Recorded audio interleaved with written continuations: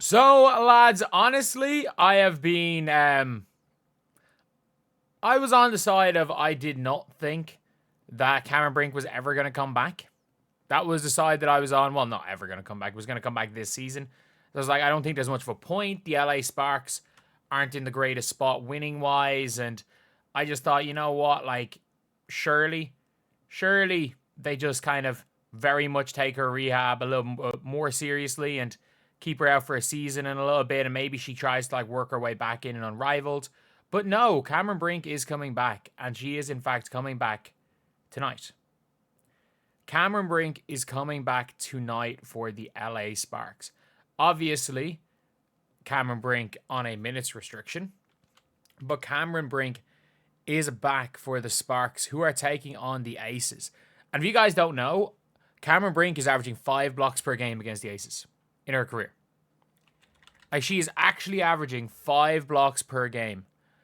Like, it's got a thing where you've even got ESPN talking about Cam Brink coming back. And this is, for me anyway, an important one because it's a big player in the league. Like, it is a big player. Whether or not you think Cameron Brink is the greatest player in the world, like, she was a number 2 pick for a reason. She was, like, well and truly in the Rookie of the Year race for a reason. Like, Cameron Brink was leading the WNBA in blocks per game. She was leading the W in blocks per game before she got hurt. She was the best shot blocker. Like, do I expect much from Cameron Brink this year? No. I don't. Like, I just think that I think people are expecting, like, it's too much, in my opinion, to expect Cameron Brink to be a big game changer for the LA Sparks. But she doesn't have to be. She doesn't have to be a game changer because all she has to do is just be a bench player. Be a solid bench player, and that's all she needs. Because you've already got Azare. Like, she's not going to come in and start. Like, Cameron Brink was playing over Azare last year. It was her and Hamby for quite a bit. We're playing the 4-5.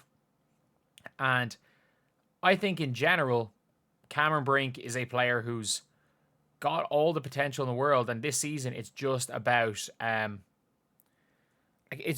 getting a little bit of game experience in. It's about getting some reps under her belt. It's about playing ball again. And look, if you're looking at the Sparks roster, like, the LA Sparks were playing Sanaya Fagan. Like, Sanaya Fagan was getting burned in their last game against the Liberty. Like, she's not doing much, but like, Cam Brink, it doesn't matter if she's one game off an ACL, she's better than Sanaya Fagan. Like, you're looking, they've been playing Emma Cannon at times as a big, and I think she can give you more than Emma Cannon. Because look, like, Cameron Brink in her career has had some really, really good and really positive games. And I think tonight we're not going to see much. Like, maybe she plays purely off adrenaline, but I expect on the season Cameron Brink to average. I don't think she breaks back into the starting lineup. I don't think she breaks back in, but she's the best defensive player of every single one of the bigs from the Sparks. Like, I don't know how much I rate Dearica Hamby. Just, I know she puts up numbers. I just don't think she's the greatest player in the world. However, with Lynn Roberts, maybe, those kind of empty stats that I felt like Hamby's been putting up over the last few years, maybe it's going to be better. Like, maybe she's going to help Hamby operate a little bit more. Kelsey Plum is Kelsey Plum at the end of the day. She is who she is. And I really like Julie Alamon, just purely. I don't think Julie Alamon is the greatest player in the world, but I think she's a safe pair of hands. I think Julie Alamon is a safe pair of hands. I think she does the job. She's able to get the ball up the floor, and she's able to, do positive things. Do a lot of positive things. Sarah Ashley Barker, I don't know. I think she's going to have a Lexi Hull type career, as in her defense is already there. She just can't shoot the ball. And I think she was brought in to shoot the ball. When she figures out how to shoot the ball, I think she can be a really solid wing. I think she's going to be in the league for a while because she does a lot of positive things on the floor, but I don't think she's going to be anything spectacular.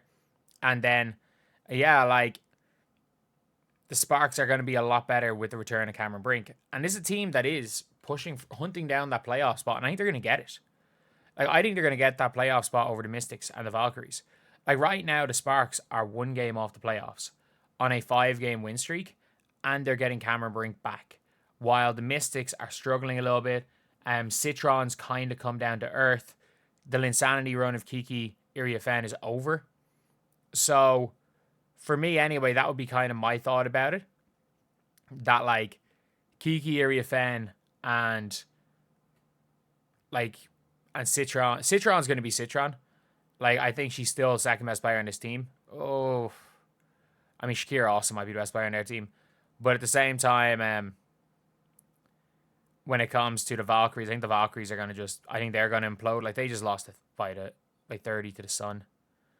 They just lost by 30 to the Connecticut Sun. So, I don't know. Like, they're a team that does not play well away from home. They, wire home and road the exact same. So they're 8-4 at home, which means at the road they are 3-9. So like they're absolutely terrible on the road. They're great at home, but they're awful on the road. And there's gonna get to a stage where, like, I don't think the home court advantage is gonna carry them to the playoffs. I think the Sparks are gonna be pushing closer to 500 by the end of the year. They remind me a little bit of last year's Fever team, where it's like you can tell the talent is there and it wasn't clicking. And then it's clicked and they're on a 5-game winning streak. Like, this is a team that there's been a lot of games where you can see the talent's there. It just has not clicked and has not done great. But now it will. So Cameron Brink back really does help. It really, really, really does help the Sparks for their playoff hunt. I would be, like, first of all, I don't think the Valkyries should want to make the playoffs. At the same time, when it comes to the Valkyries, you might be saying, oh, they want to get a higher pick, but at the same time, they do have Jusite coming in next year. They already got Ileana Rupert. They already got, they've already got other players to come in. They already recruit well, and there's a lot of things where you're like, okay, the Valkyries are going to be fine without high picks, as you've seen with the Liberty. Like, the Liberty don't have a,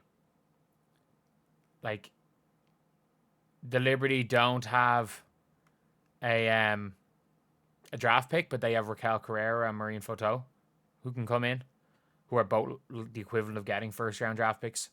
And they're a little bit older and still on the same rookie deal, so they're going to be even better value players. But yeah, that is, like, it is what it is. So what do you guys think? Do you guys think that Cameron Brink is going to be a big improvement for the Sparks? I think she's a big improvement off the bench because they didn't really have any size on the bench, and they've got even more size. They have got even more size, which I think for a team that already had a lot of size, and you've now got Brink, who's an elite shot blocker, whereas a lot of your size is defense, or say, is offensively. You've now got a really freaking good front court. So anyway, yeah, that's the video. Let me know what you guys think in the comment section below. And as always, thank you guys for watching. Please like, comment, and subscribe.